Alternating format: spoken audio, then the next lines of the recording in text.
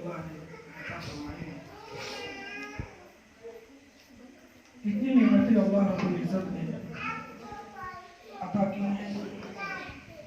قرآن کہتا ہے قرآن شاہد کہ اگر تم ان نعمتوں کا شمار کرنا چاہو اور ان نعمتوں کو گننا چاہو تو ان نعمتوں کا شمار نہیں کر سکتے. وَإِن تَعُدُّوا نِعْمَتَ اللَّهِ لَا تُحْصُوهَا.